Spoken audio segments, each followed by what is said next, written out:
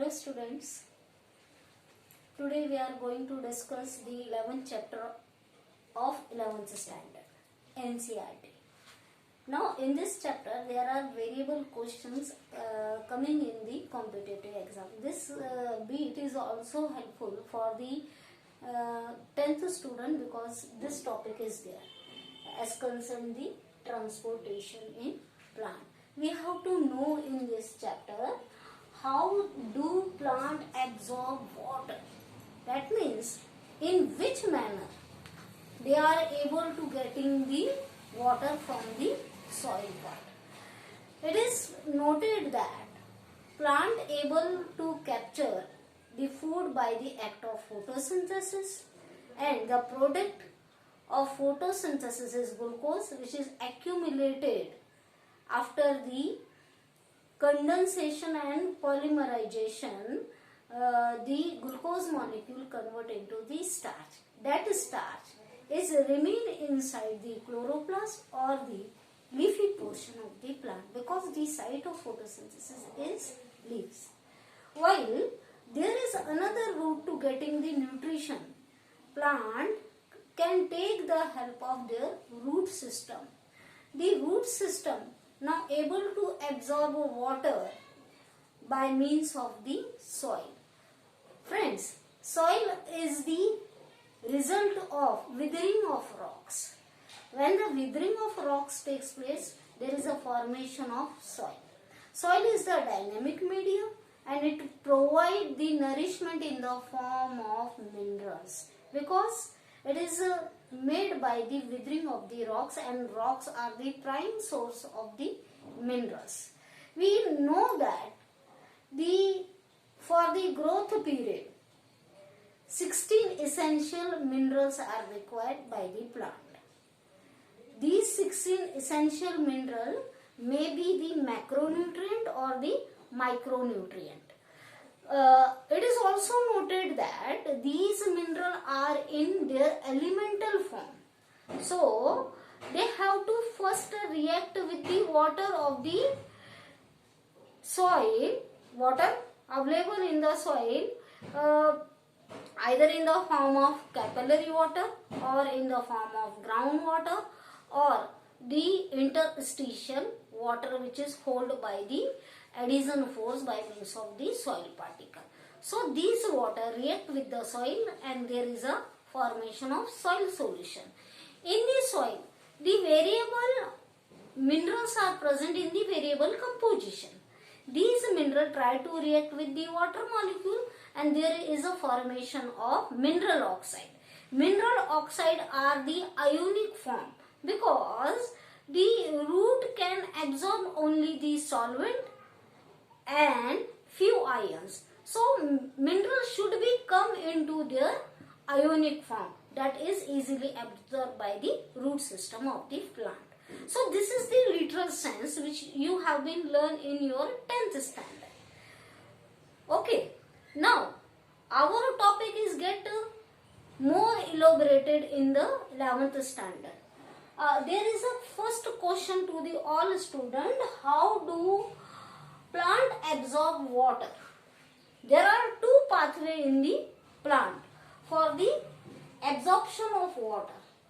Though we all know that water is absorbed by the root system.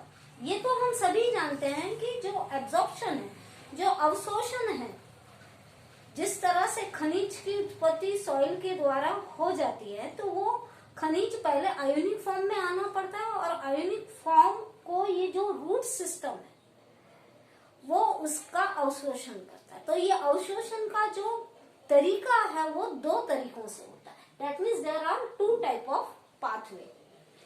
First pathway is known as apoplast pathway and second pathway is known as symplast pathway. Apoplast pathway, it is the system. Actually this pathway is the system. This system of adjacent cell wall. That means one cell is attached to the another cell by means of their boundary lines or the cell walls. Cell wall is made up of cellulose. In case of plant general we are talking about that. So that cellulose hygroscopic in nature. that shows great affinity towards the water molecule. Okay. So in the apoplast, it is the system of adjacent cell wall. And when the two cell wall are in close vicinity, they are joined together, and this is the point where the two cell walls are get joined. That point having the a channel, that channel is known as plasmodesmata. That channel in between the cell wall of two cells is known as plasmodesmata. Plasmodesmata is the communicating channel between the two adjacent cells. It is the outgrowth of the plasma membrane to the inner side, and therefore this plasmodesmata act as a communicating channel between the adjacent cell walls. While in the symplast system, it is the system which is interconnected the protoplasm of the one cell to the protoplasm of the another cell. Here the symplast system shown by the white portion, and the apoplast system that is shown by the dark marker. Okay, that's your fascination. So consider this. This is the boundary line which is made up of cell wall, and cell wall is composed of cellulose. Cellulose have the great affinity towards the water molecule because it is hygroscopic in nature. The substance which is hygroscopic in nature shows great affinity to absorb the water molecule by the process of imbibition. So, be noted, we require the help of this diagram. In this diagram, this is the anatomical diagram of the root system. Okay, so these are the root hairs. These are the root hair which are the extension of the external layer of the plant, that is the epidermis. Any cell of the epidermis is protrude out as an outgrowth, and that is known as single root hair. A root hair is the extension of any one of the cell of epidermis. So that's why we can say that a root hair is nothing but a extension of a single cell. That cell surrounded by the plasma membrane, and plasma membrane shows their selectivity behavior in the absorption of water and mineral in the ionic form only. So what happens? This root hair plasma membrane is absorb water, which is act as a universal solvent, and the minerals in the ionic form, because in the soil solution minerals reacts with the water, and there is a conversion of elemental mineral form into the ionic form, that is the mineral oxide. That mineral oxide are in ionic form. So they are rapidly absorbed by the root hair system of the root by means of the act of diffusion by the tunnel protein of the plasma membrane, and they goes to the inner side. Student, I am showing this in plastic path, and by the red marker, and the apoplastic path by the dark black marker. Okay. So once the water as well as the iron get inside the plasma membrane, the cytoplasm is there, and you know that a plant having a single large vacuole, that vacuole again surrounded by the tonoplast.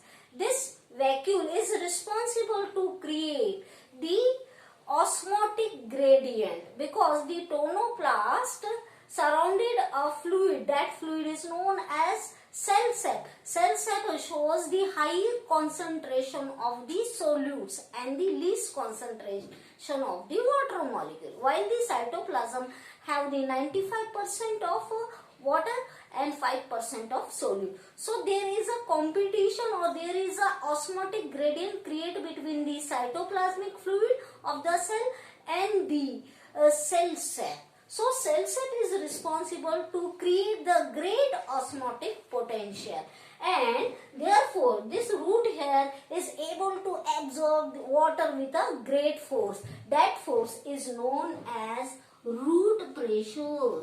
That force is known as root pressure. Root pressure is created due to the presence of cell sap. So cell sap is responsible to create the root pressure in the root system.